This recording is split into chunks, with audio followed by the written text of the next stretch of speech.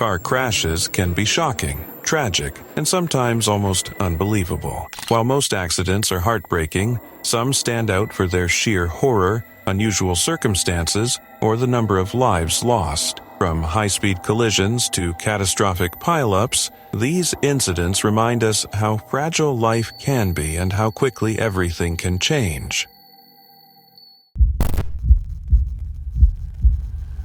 High in the Bolivian Andes, where the air thins and the mountains feel close enough to touch, the North Yungas Road winds down from La Paz toward the lush valleys below, a narrow ribbon of dirt and broken asphalt clinging to sheer rock faces. Locals call it Death Road, not as a joke or exaggeration, but as a simple description of what the journey often meant. The path hugs cliffs that drop hundreds of meters into jungle, with no guardrails and barely enough space for two vehicles to breathe past each other. Waterfalls spill across the surface, fog rolls in without warning, and loose stones crunch under tires like quiet warnings. For decades, this route served as a lifeline for farmers, workers, and families, carrying buses and trucks loaded with people and supplies. Every trip demanded focus, steady hands, and a little faith. A small mistake could send a vehicle sliding toward the edge, and the mountains never offered mercy. Beauty and danger existed side by side, the green valleys glowing in the distance, while the road itself felt fragile, temporary, almost borrowed from the cliff. Drivers listened closely to engines and brakes, hoping both would behave that day always. In 1983, one journey along this same road turned into a tragedy that the country still remembers with quiet sorrow. A passenger bus, crowded beyond comfort and stacked with luggage on the roof, began its descent carrying workers, students, and families returning home. Inside, conversations drifted between seats, children leaned against windows, and the ordinary rhythm of travel settled in. Then the weather shifted, and the surface grew slick, the kind of change drivers feared because traction vanished without warning. As the bus approached a narrow bend, the tires lost their grip and the heavy vehicle slid toward the edge. There were no barriers to catch it, no space to correct the angle, only open air waiting below. Witnesses later spoke of a brief moment of silence before the bus tipped and disappeared down the ravine, tumbling through rock and brush until it finally stopped far below. More than 100 passengers died, making it one of the deadliest road accidents in Bolivian history. Rescue teams faced steep slopes, unstable ground, and fading light, and every step down the cliff felt slow and heartbreaking. Names were gathered, belongings counted, and families waited above with hope slowly dissolving that night alone. After that day, the reputation of a Yungas road hardened into something almost mythical, spoken with respect and unease. Stories of crashes traveled faster than the buses themselves, and each tale added weight to the name Death Road. Drivers learned to honk before blind turns, to hug the mountainside, and to pray quietly during storms. Mechanics checked brakes twice. Families worried whenever a loved one boarded a vehicle, and every descent felt like a gamble against the landscape. Over the years, authorities recognized that the route demanded more than courage, so they planned a safer highway that bypassed the worst cliffs and curves. When the new road finally opened, heavy traffic shifted away, and the old path slowly transformed. Today, cyclists and adventure seekers roll down the same slopes wearing helmets and bright jackets, chasing adrenaline where others once feared for their lives. The scenery remains breathtaking. Clouds drifting across green valleys, birds circling above waterfalls, yet the past lingers beneath the beauty. Memorials, stories, and quiet memories remind visitors that these mountains have taken much. The 1983 bus crash stands as a solemn lesson about infrastructure, responsibility, and the limits of human control for generations who remember and reflect quietly. The 1955 Le Mans disaster remains etched in the history of motorsport as the deadliest racing accident the world has ever seen, a grim reminder of how thrilling speed can suddenly turn into catastrophic tragedy. It all unfolded on June 11, 1955, during the famed 24 Hours of Le Mans, a race already notorious for pushing both drivers and machines to their absolute limits. The event was meant to celebrate human skill, mechanical ingenuity, and the thrill of competition. but it turned into a harrowing moment of chaos, loss, and life-altering consequences. That day, Mercedes driver Pierre Levegh was piloting his powerful Mercedes 300 SLR at an astonishing speed of around 240 kilometers per hour when fate, timing, and circumstances collided in a terrifying sequence. Ahead of him, an Austin Healey slowed abruptly to enter the pit lane, and a Jaguar swerved to avoid it, leaving Levegh with barely any room to react. In a desperate attempt to dodge disaster, Levegh veered his car, but physics and momentum had other plans.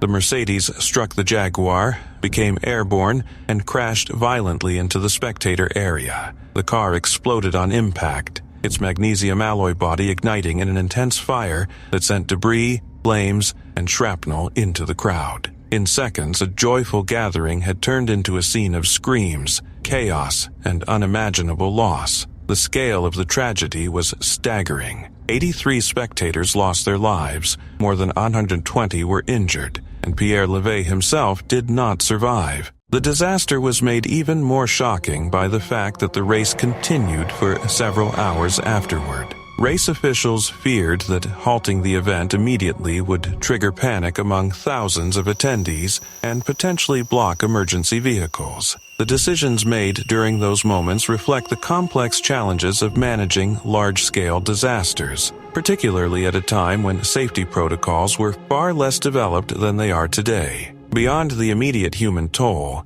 the Le Mans disaster had profound and lasting effects on motorsport around the world. Almost overnight, governments and racing authorities recognized the urgent need for sweeping safety reforms. Many countries temporarily banned racing on public roads and circuits, with Switzerland implementing a long-lasting ban that would only be lifted decades later. Racing circuits were redesigned to include better barriers, safer pit lanes, and larger runoff areas, while car manufacturers had to rethink vehicle construction to reduce the risk to drivers and spectators alike. The accident also marked the beginning of a more serious, almost scientific approach to safety in motorsport, influencing everything from trackside medical preparedness to spectator management and emergency planning. While the story of the 1955 Le Mans disaster is undeniably tragic, it is also a pivotal chapter in the evolution of racing safety. It serves as a stark reminder of how the quest for speed carries unimaginable risks, and how even the most sophisticated machines are subject to the unforgiving laws of physics. Today, Pierre Levegh and the 83 spectators are remembered not only for the lives lost, but also for the lessons learned. Their deaths spurred reforms that ultimately made motorsport safer for generations to come, influencing car design, circuit layout, and race regulations for decades. In the end, the disaster is more than a historical footnote. It is a testament to the delicate balance between human ambition, mechanical engineering, and the unpredictable forces of nature. It remains a somber symbol of why safety must always be at the forefront in any high-speed pursuit. And it reminds both drivers and fans that speed and spectacle are always accompanied by responsibility and caution. The events at Le Mans in 1955 are remembered not only for the tragedy, but also for the profound and lasting changes they brought to motorsport worldwide. On a warm May night, a church bus rolled steadily along the interstate carrying teenagers home from a day at an amusement park. Their voices loud, messy, and wonderfully alive after hours of sun and rides. Inside, backpacks slid between seats. Someone passed around chips. Someone else tapped rhythms on the window, and the driver kept an easy pace while chaperones traded tired smiles. It felt like every harmless youth trip ever, the kind parents barely worry about, the kind that ends with sleepy heads against glass and soft laughter fading into yawns. Outside, the Kentucky highway stretched quiet and dark, dotted with headlights like fireflies drifting in opposite directions. Nothing about the scene hinted at danger. Nothing suggested that history was about to twist sharply. The bus hummed forward, radio low, conversations overlapping. A pocket of simple happiness rolling through the night as the miles slipped by unnoticed, and everyone imagined home, beds, and stories to tell tomorrow morning. Disguised as another set of headlights, ordinary and harmless, creeping closer with every passing second, silent, patient, and terribly certain to collide with their world before dawn broke that day there. Minutes later, that other vehicle appeared, swerving strangely across lanes, its headlights jerking like a confused animal trapped in the dark. Drivers honked, flashed beams, and tried to warn the truck, but it kept coming. Wrong way, wrong speed, wrong everything. The man behind the wheel was drunk, disoriented, and blind to the panic he carved through traffic. When metal finally met metal, the impact exploded like thunder, throwing bodies forward and ripping the bus sideways. Windows shattered, seats tore, and in the same breath, fuel lines ruptured and sparks raced under the chassis. Flames bloomed fast, hungry and bright, licking curtains, plastic and rubber, until the aisle turned into a tunnel of heat. Teenagers screamed, coughing smoke, scrambling for exits that suddenly felt too small. Chaperones shouted names, pulling hands, kicking open windows, ignoring burns as they pushed children out into the night. Strangers stopped their cars, running toward the inferno with jackets and bare arms, dragging the injured away from the spreading fire. Sirens wailed closer, painting the highway red and blue, while firefighters attacked the blaze with foam and water, fighting for seconds that felt endless. Some prayed, some froze, some simply refused to look away. Morning revealed the cost with heartbreaking clarity. 27 lives gone and dozens more wrapped in bandages and silence. Hospitals filled with families pacing corridors, waiting for names to be called, hoping for miracles that medicine could not promise. The crash investigation unfolded slowly, uncovering how alcohol, poor bus design, and limited emergency exits had combined into catastrophe. Fuel tanks placed too close to the impact zone fed the flames, and outdated materials burned faster than anyone expected. Public grief grew into action, lawmakers rewriting safety rules, demanding stronger structures, more exits, safer seats, and stricter standards for drivers. Memorials rose near the road, candles flickering each anniversary while survivors told stories about friends who never made it home.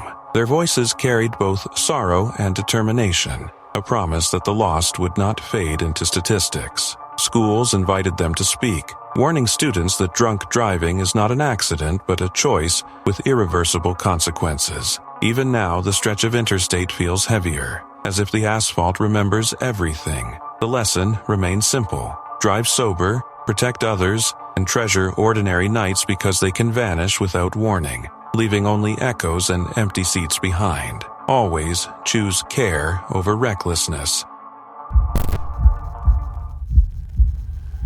A Friday afternoon in Londani, a small town in Kenya's Kericho County, usually moves with a steady, familiar rhythm. The highway cuts straight through the town, and like in many places, the roadside isn't just a road, it's life itself. Traders set up stalls stacked with bananas, tomatoes, and second-hand clothes. Matatus squeeze in and out picking up passengers. Bodas zip past with their usual fearless confidence, and pedestrians drift between vehicles like it's all perfectly normal. It's noisy, crowded, a little chaotic, but alive in the warm, everyday way small towns are. Nothing about it suggests that within seconds, the entire scene will turn into one of the deadliest road disasters Kenya has seen in years. Then comes the truck, huge and imposing, hauling a heavy shipping container, the kind of vehicle that already looks too big for a packed town junction. Witnesses later say it seemed to lose control as it approached the busy Londani junction,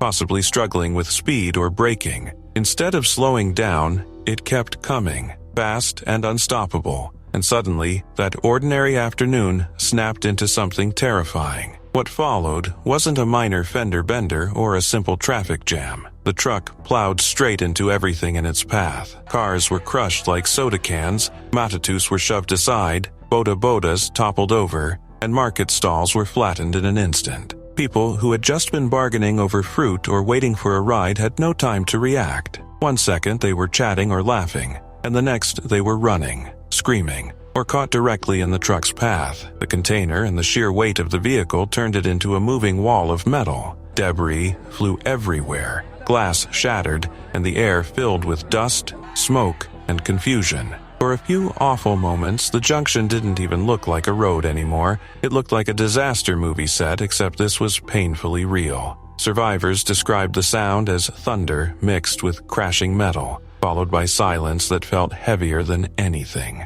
Then came the cries for help.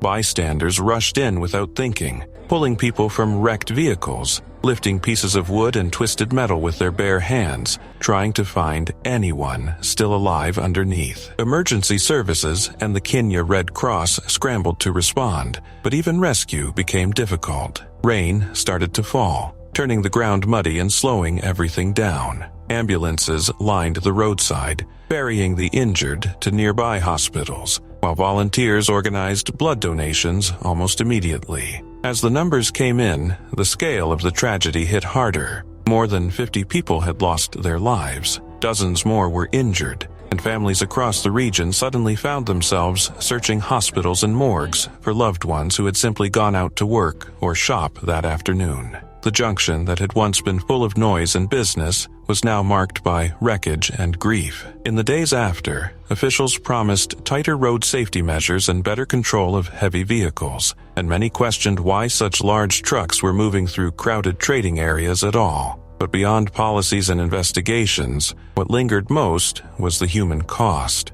Londani wasn't just the site of a crash. It became a place where ordinary life was interrupted in the harshest way possible. A reminder that on busy roads shared by trucks and traders alike, a single moment can change everything forever.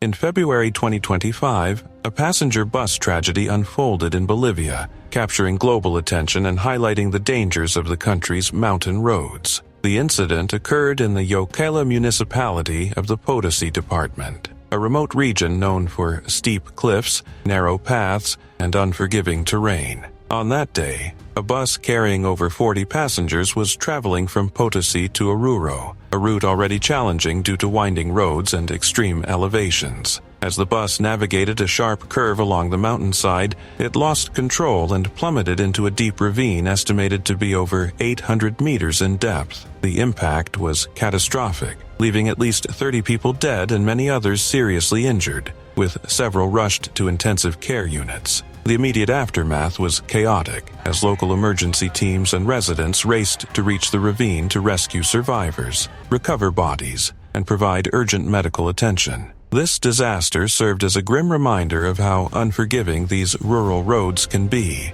where a single error or mechanical failure can result in large-scale tragedy. Bolivian authorities quickly launched investigations to determine the exact causes, considering factors such as excessive speed, vehicle condition, and driver fatigue. Early reports suggested the bus may have been traveling faster than safe for the road, but the full details remained under review, leaving families and the nation searching for answers. The human toll of the crash extended beyond statistics, affecting families and communities with profound grief and logistical challenges. Bolivia's mountainous roads have long been considered some of the most dangerous in the world, drawing comparisons to the infamous Yungas Road, often called the Death Road. Contributing factors include narrow paths with few guardrails, sudden weather changes, steep drop-offs, and vehicles often ill-prepared for such harsh terrain, including improved infrastructure, stricter driver training,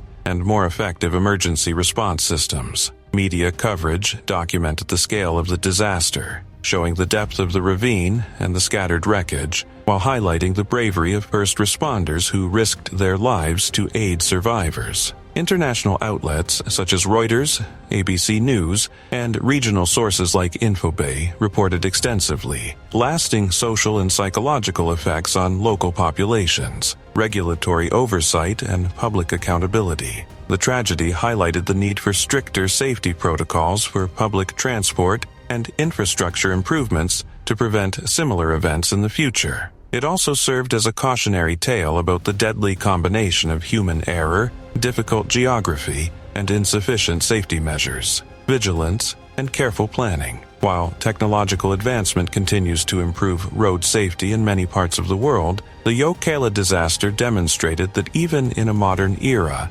mountainous regions demand caution and preparedness. Ultimately, the tragedy left an indelible mark on local communities, underscoring the importance of awareness, infrastructure investment, and the sobering reality that beauty in the mountains comes with inherent risks that must never be underestimated.